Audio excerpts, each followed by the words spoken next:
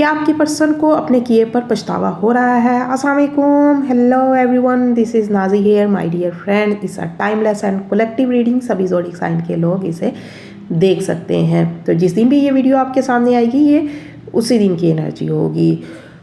So guys, अगर आप लोग पर्सनल रीडिंग लेना चाहते हो तो उनके चार्जेस होते हैं। अगर आप लोग पे कर सकते हो तो फील फ्री टू कॉन्टैक्ट मी।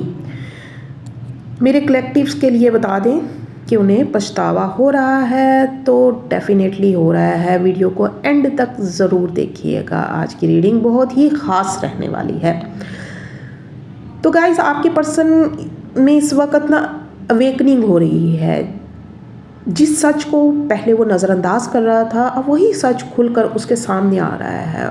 अब उसे ये रियलाइज़ हो रहा है कि उसने आपके साथ जो कुछ भी किया, उसने जो भी रवैया आपके साथ रखा, वो कितना ही गलत था। ये बात उसे अंदर ही अंदर खाई जा रही है। उसे एहसास हो रहा है कि उसने बहुत बड़ी गलती की है। बहुत ही खूबसूरत एनर्जीज निकल कर आई हैं और साथ ही अबंडेंस की एनर्जी बता रही है कि उसे ये समझ में आ गया है कि आप उसके लिए कितनी बड़ी नेमत थे।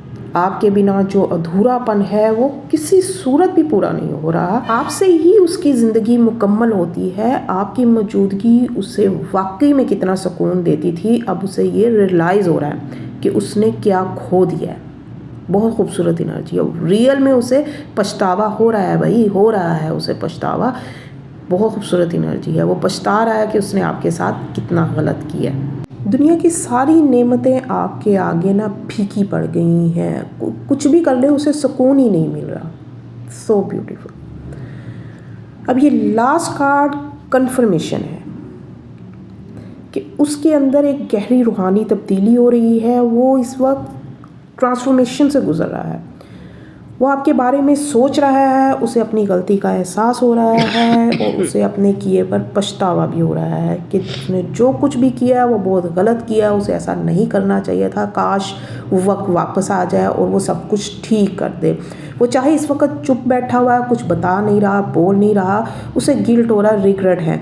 डेली रीडिंग देखने के लिए मुझे फॉलो करना मत भूलें and don't forget to like, share and subscribe.